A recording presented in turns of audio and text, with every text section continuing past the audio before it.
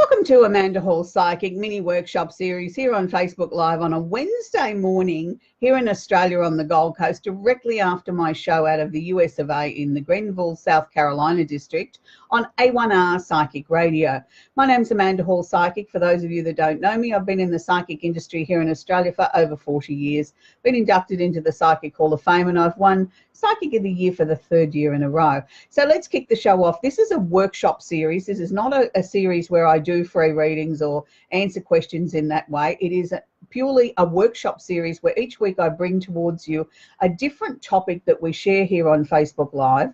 It's my way of giving something back to the industry and in a little way teaching you a little bit more about astrology and working with the energy of intent, purpose and direction, and hopefully improving your lives. I mean, we are what we think.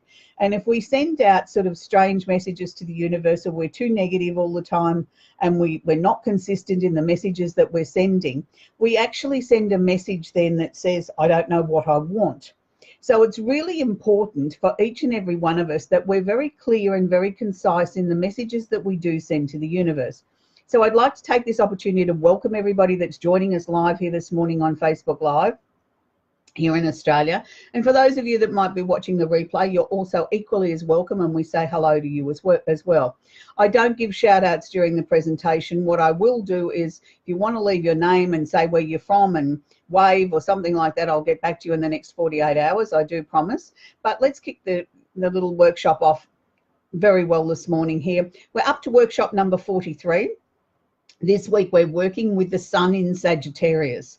Now the Sun in Sagittarius is probably my favourite sign because I'm a fellow Sag, and I really do love working with the Sagittarian energy. Now the Sagittarian energy to me is about positivity.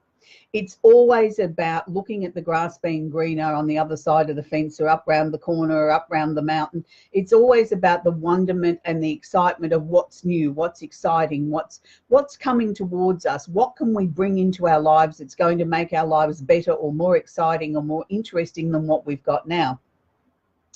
Now, I know a lot of people sort of say, oh, Sagittarian energy, you know, is an energy where they're not really reliable sort of people. They're very flirtatious. They can't settle in a relationship. Why would I want to get involved with a Sagittarian when you never know when you've got them? Look, all of those things can probably be true, but they can probably be true of the other relevant signs as well. When a Sagittarian falls in love, they fall in love very fast and very deep. And they usually are incredibly loyal to the person that they fall in love with. They will walk over broken glass to make sure that that person's all right, and they will fight till the death to protect and honour that person. So don't ever look at that they're not loyal people. Yes, they can be very flirtatious and as friendly as a little newborn puppy, but at the same time, they do understand the difference between the boundaries of not crossing a line and doing something that's wrong, or, you know, being, I can't think of the word I'm looking for, but, you know, not being deceitful in a relationship, not sort of, you know, crossing that line and sort of saying that they're breaking the trust of the relationship. That's very important to them. Sagittarians are known for their blunt honesty. Don't ever ask a Sagittarian a question unless you want the truth. And I mean the real truth, because they will give it to you warts and all. If you ask them, how do I look in this outfit? If they think it doesn't look nice, they'll tell you it looks bloody awful. And, you know, and you're sort of quite taken back because you think it looks great. So don't expect them to tell you it looks lovely if it doesn't, because that's not the way with the Sagittarian. They don't like people that lie. They would rather you be very direct, very blunt, straight to the point, tell the truth as they do. They can handle that. They just don't like being deceived in any way or being cheated on in any way. That's the one thing that will get them offside very, very quickly. Yes, they are a fire sign, and anybody that's got any fire in them can be fiery, can be quite outspoken, that can sort of be quick to get a temper, but it's a sort of a spit spat temper. It's sort of something that once they've spat it out, it's over with. It's not, it doesn't linger on. They don't hold on to it forever. They don't, you know, wallow in self-pity or anything like that. They're people that are extremely optimistic, ready to go forward. And that's a really important thing for them, because they really do believe that life is about moving forward all the time in their lives, and they are extreme optimists. You know, you very rarely ever find a down Sagittarian. I suppose on one of the the not so nice sides of Sagittarian, or some people say it's a great side of the sign, is that they don't know when to stop. They do everything in extreme because their ruling planet Jupiter doesn't really know any boundaries, you know. And I think there's a classic example here in Australia of one of our former prime ministers in his younger days, where, you know, one person would have a beer, he could have a yard glass of beer and sort of be looking for the second or the third. So they don't sort of really know boundaries of when to stop and say enough is enough. So for that reason, you find with Sagittarians, you know, when they go out and have a little drink, they have a big drink. If they go out to party, they party really hard. If they go out to a restaurant and it's an all-you-can-eat restaurant, they eat more than what they should.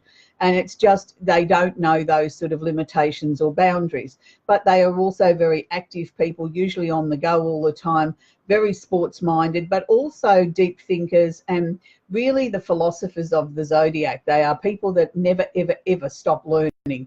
And I think one of the things that I noticed when in my younger days about Sagittarians was they were always asking questions, but why? Why does this happen? How does that happen? But why would we need that in our lives? They were continually searching for answers to the bigger questions in life. They weren't interested in a superficial that'll do answer. They wanted to know the intricacies of it.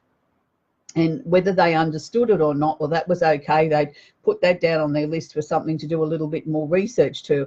And they probably don't appreciate education in their younger days when they're going through school, as they do when they get into their 20s and 30s, where they really come into their own then in their quest for knowledge. And you quite often find a lot of what they call full-time students are Sagittarians. They never ever stop learning. They're the ones that are continually going to uni, getting another degree, because they don't seem to be able to satisfy that unquestionable need for knowledge and wisdom and answers to things. So, but they are also seeking the truth. You'll also find a lot of church ministers come under the sign of Sagittarius as well, because they can be quite religious, but they're also, again, seeking for answers to their own lives. So whether that comes through religion or whether it becomes through belief systems that, you know, we all have our own, I believe, our own form of religion, whether we attend a church or not, we all have rules and regulations that we live by. And that's very much a Sagittarian thing to do is, you know, I may not attend a church, but I have my own belief systems that I live my life by. Usually very upbeat, buoyant sort of people, but they're also the sort of person not to cross. You know, people sort of say, oh, Sagittarians are so easygoing, they'd never really hold a grudge. Well, I don't know that they hold a grudge, but let me assure you, they might forgive, but they certainly don't forget. And, you know, if you've really severely hurt them, don't expect them to ever forget that. They mightn't bring it up and throw it in your face all the time. They'll forgive you and they'll be friends with you again, and they'll allow you so many chances. But once you've moved over that imaginary line of how many chances you get, there's no turning back then. They are very definite. That's it. The relationship or the situation or the friendship or whatever it is finished. It's finito. It's gone. And they're very firm on that. So even though they are a mutable sign or a flexible sign and will give you the benefit of the doubt and allow you to have a second, third and 100th chance, but once you've crossed that line, and that line will be different in each individual situation, that's it. It's final. So be very careful with your Sagittarian. They'd rather you tell them the truth than you tell them lies. They can handle the truth and they'll help you find the truth and they'll help you sort through your problems. And they're very giving, very generous people, but just don't lie to them. The moment you lie to them, that's almost like you've cut off both their arms. They just don't handle that very easily. So if we were to be working with the Sagittarian energy as far as a candle, well, how would we work with this? Now, today I'm going to feature on the workshop, I can get the lid off, the Sagittarian candle, which is the fire sign candle, which also works for Aries and Leo. But this week we're focusing on the Sagittarian energy. So what I'd like you to do, if you want to work with the Sagittarian energy at this time of the year, is write down 3 things on a piece of paper, 3 things that you would like to bring towards you in your life. 3 projects that you haven't started yet, and they don't always have to be about monetary projects. I mean, projects to me are anything. If you've had a disagreement with somebody in the family and you really, really, really want that person back in your life again, then put that at the top of your list. I want to reconnect with my sister, my brother, my cousin, my aunt, my mother, whoever it might be, and I want it to be all forgiven so we can move forward in a loving, positive relationship moving forward. So that could be number one on your list. For some of you, it might be time that you're looking to want to sort of step out into the new year and get a new job or start a new business or do something new. For other people, it might be wanting to go back to study or education. For some, it might just be wanting to live a better life. You know, I really want to make sure that I look after my health in 2019 or from this point on. And, you know, it can be a multitude of different things. It doesn't always have to be about I'm starting something to make money, because money is not the only thing in the world that is important to us all. It can be many, many things. And for those of you that might watch my shows regularly, you'll know I'm a firm believer in looking after yourself and giving your body what it needs. I'm not a big believer in diets. I think diets mean deprivation, but I am a big believer in listening to your body and giving your body what it needs to function at the very, very best it can be, and really focusing on health. I think if we focus on our health being the best that it can possibly be for whatever you might have that's going on in your own individual body. And look, there isn't a person on the planet that doesn't have something in the history of their health that is a concern or a worry to them. You know, some of us are more prone to diabetes. Some of us are prone to put on weight because we walk past a cake shop. Other of us have an issue with alcohol or prescription medication, or some of us just don't like vegetables, and we've got to try and find a way of increasing those nutrients in our lives. For each and every one of us, that's before we start looking at health issues. We have issues or situations in our lives that we need to focus on. Now, this is again where the fire sign candle can help. Say we need to focus more on improving our health. So this could be that you could put on your list, I need to focus on improving my health so that I can get the maximum out of my body. What I'm searching for is the answers to my health situation. So, okay, that seems like a mouthful. You might be able to condense that to I'm seeking the truth and answers to my health, to improve my health. So, you know, I think we all need to be sort of looking to be a little bit more responsible about our own health moving forward. No one else is going to look after it, only us. So we've written our list. We've got 3 things on our list. We're going to read it out aloud before we actually light the candle. With the extra large candle, these have 2 wicks. So I burn 1 wick one day and 1 wick the next day. It just gives you a longer burn time. Always make sure that you put your candle on a coaster and then place it on your furniture. Never put the glass container directly on the furniture, because we need to have a barrier there, because the glass containers do actually get hot. The soy wax itself doesn't get hot, but the actual glass container does get hot. And sometimes with the changes in barometric pressure, they can crack. And, you know, even though here in Australia at the moment, we're in the midst of summer, but here on the Gold Coast this morning, it's extremely humid as the moisture is being sucked up out of the ground, and we're going to have a severe weather event in the next 48 hours with a lot of rain. So the barometric pressure is changing quite drastically here at the moment. So today when I'm burning my candles, I will certainly be making sure that I keep a little bit more of an eye on it with the barometric pressure changing, and I'll make sure that I have my coaster as a cork coaster, not just a barrier between me and the table. So for those of you that want a smaller candle, this week I'm featuring the travel kit with 3 fire sign candles in it. You can make up your travel kit out of 3 out of the range of 28 candles that we have here at Amanda Hall Psychic. So they don't all have to be fire signs. You could have love, you could have wealth, you could have destiny, you could have whatever you want. So these that come in a lovely gift box set. These candles will burn for approximately 15 hours. So they only have 1 wick, and they're very compact to take to the office or put in your handbag when you're going traveling.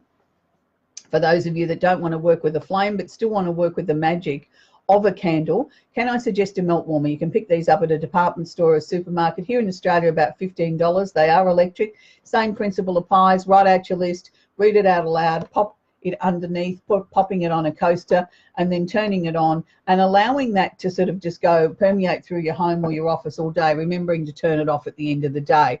And when we're working with a melt warmer, we need to start off with 2 teaspoons of the actual wax out of our candle, and then about half a teaspoon a day will make that happen for you. When you're burning a candle, I want you to burn it for a minimum of 15 minutes to 2 hours per day. I like to work in a 7-day cycle. For those of you that might be fellow Saggies, you might want to burn your Sagittarian candle for the whole of the month, and I can understand that, why you would want to do that and sort of maximize your Sagittarian energy. But the Sagittarian energy is a time of hope and optimism and looking forward to the future.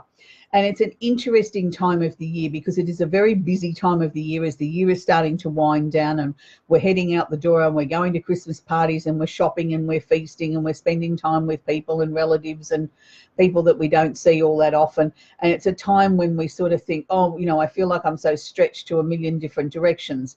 I've never actually experienced a beautiful white Christmas overseas, and I must say that I don't like the cold, but I do look a little bit envious at this time of the year when I watch some of the beautiful Christmas movies from overseas with all the twinkling lights and people are all dressed up and singing Christmas carols, and the hope and the positivity that radiates out of it. It is definitely the most magical time of the year. I mean, here in Australia, we're a little bit more laid back where, yes, we have lots of parties and things like that going on.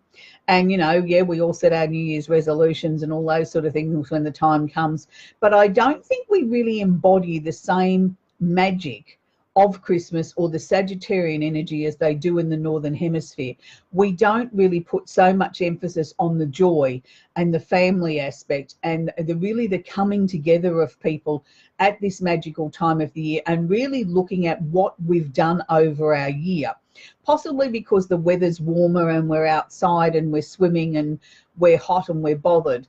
And we're in the Northern Hemisphere, yes, it's very cold.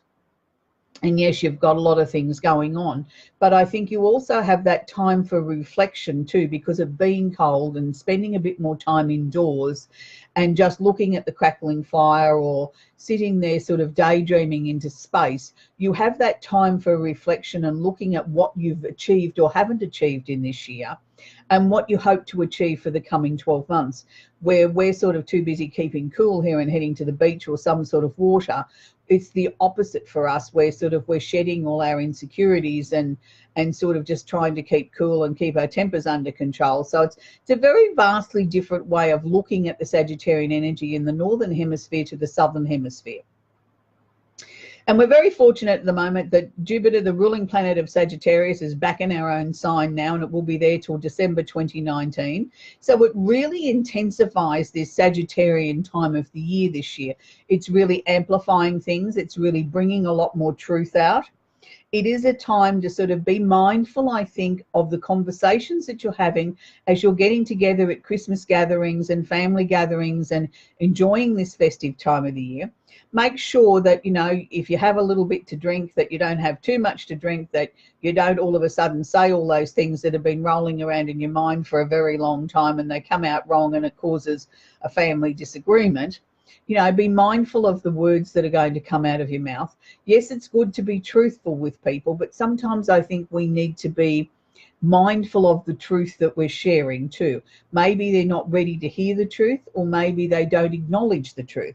So the last thing that we want to do is set a rift in the family and create turmoil and drama in our lives that we're no longer going to be able to fix or mend in the short term. So be mindful of that as well. The Sagittarian time of the year, as I said, is very magical. It's a time of great hope, of great joy, of giving, smiling, sharing with people, and the excitement, I think, of, you know, the momentum building. And we can't forget the little people in our lives, the little children, the wonderment of Santa coming. And Santa, you know, they're sitting there daydreaming and dreaming about what Santa's going to bring them. Is Santa going to come through the back door? Is he going to come through the front door? We don't have a chimney. How's he going to get here? How's he going to know I'm at Nana's? You know, all these little questions that go through the little people's minds at this time of the year. So remember them too, and try and preempt the sort of questions that might be going through their mind. If you're taking a road trip and you're taking them to Nana's, then talk to them about that. How Rudolph's going to find his way to Nana's because you've already sent him and Santa a note to let him know where to find you. And that, you know, if they're really quiet and good in the car on the trip and look out the window, they might just happen to see Rudolph, you know, grazing on the side of the road, stopping for a little bit of grass or having a drink of water. There's lots of ways that we can help our little people celebrate at this time of the year and keep the magic of Christmas alive.